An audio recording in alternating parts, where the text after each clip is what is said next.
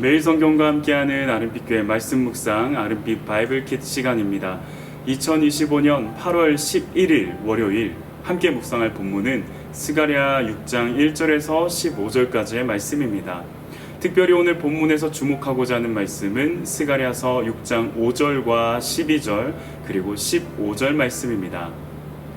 천사가 대답하여 이르되 이는 하늘의 내 바람인데 온 세상의 주 앞에 서 있다가 나가는 것이라 하더라. 말하여 이르기를 만군의 여호와께서 이같이 말씀하시되 보라 싹이라 이름하는 사람이 자기 곳에서 돋아나서 여호와의 전을 건축하리라. 먼데 사람들이 와서 여호와의 전을 건축하리니 만군의 여호와께서 나를 너희에게 보내신 줄을 너희가 알리라. 너희가 만일 너희의 하나님 여호와의 말씀을 들을진대 이같이 되리라. 샬롬. 주 안에서 사랑하는 아름빛 성도님들, 새로운 한 주를 여는 월요일 아침입니다. 하루 그리고 한 주간의 시작 앞에서 오늘도 말씀 앞에 서서 그 말씀이 이끄시는 대로 순종하며 나아가는 은혜가 있기를 기도합니다. 살다 보면 이 계획대로 흘러가지 않는 순간들이 참 많지 않습니까? 내 뜻과는 전혀 상관없이 길이 열리고 닫히기도 하고 예상치 못한 방향으로 상황이 흘러가기도 하죠. 이 마음속에 준비했던 그림과는 전혀 다른 현실 앞에 서게 되면 우리는 멈춰서서 묻게 됩니다. 이 모든 걸 누가 움직이고 계신 걸까? 대체 왜 이렇게 되는 걸까? 스가랴 6장은 이 질문에 대해 분명한 답을 줍니다. 하나님이 역사의 주인이시고 예수님께서 친히 하나님의 나라를 세우시며 우리를 그 일에 불러주신다는 것입니다. 오늘은 본문을 통해서 세 가지 묵상을 함께 나누며 하나님 안에서 우리의 하루가 어떻게 새로이 해석될 수 있는지를 함께 깊이 생각해 보길 원합니다. 첫 번째입니다. 하나님의 주권적 통치. 5절입니다. 천사가 대답하여 이르되 이는 하늘의 내 바람인데 온 세상의 주 앞에 서 있다가 나가는 것이라 하더라. 네 대의 병거가 각기 다른 방향으로 온 세상을 향해 나아갑니다. 그런데 그들은 제멋대로 움직이는 것이 아니라 온 세상의 주 앞에 서 있다가 그분의 명령을 받고 나아갑니다.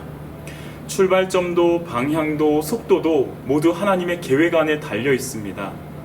우리가 세상을 보면 우연처럼 보이는 일들이 많습니다. 예측할 수 없는 변수들도 가득 차 있습니다. 하지만 하나님 눈에는 단 하나의 우연도 없습니다. 세상의 거대한 역사의 흐름도 우리 하루의 작고 평범한 사건들도 모두 하나님의 주권 아래에 움직입니다. 저에게는 제 뜻대로 되지 않을 때 느끼는 답답함과 불안함이 있습니다. 그런데 이 말씀이 제 마음을 강하게 붙잡습니다. 하나님이 이 모든 것을 주관하고 계시는구나. 이 깨달음은 마치 폭풍 속에 있는 배가 닻을 내리는 것처럼 제 마음에 안정과 평안함을 줍니다. 오늘도 내가 모든 것을 통제하려고 애쓰기보다 하나님이 이미 다스리고 계심을 인정하고 맡기기를 원합니다. 그 믿음이 내 마음의 불안을 잠재우고 평안을 누리게 할 것을 신뢰합니다.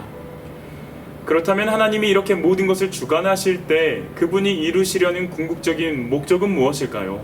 그 답은 싹이라고 불리는 한 인물, 곧 예수님 안에서 찾아집니다.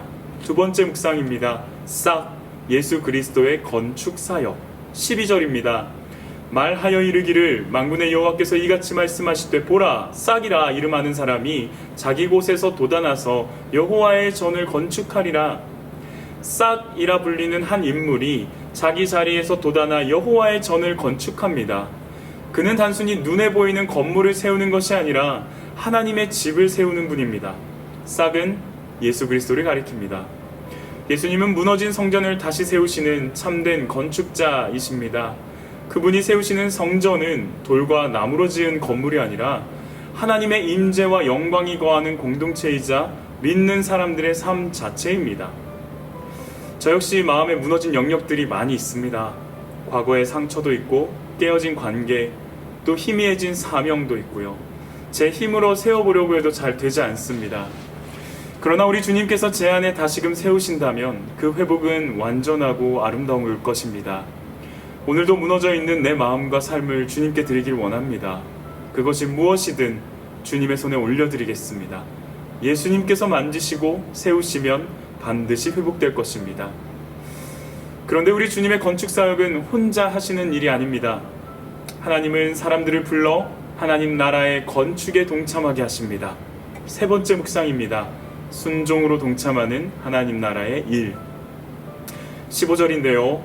먼데 사람들이 와서 여호와의 전을 건축하리니 만군의 여호와께서 나를 너희에게 보내신 줄을 너희가 알리라. 너희가 만일 너희의 하나님 여호와의 말씀을 들을진대 이같이 되리라. 멀리 있는 사람들이 와서 여호와의 전을 건축하는 장면이 나옵니다. 그 일은 단순히 의지만 있다고 되는 것이 아니라 말씀을 듣고 순종하는 자들에게 이루어집니다. 여러분, 하나님의 사역은 소수의 특별한 사람들에게만 주어지는 것이 아닙니다. 준비가 부족해 보이는 사람도, 멀리 떨어져 있던 사람도 하나님의 부르심을 받으면 그 일에 참여할 수 있습니다. 중요한 것은 순종입니다.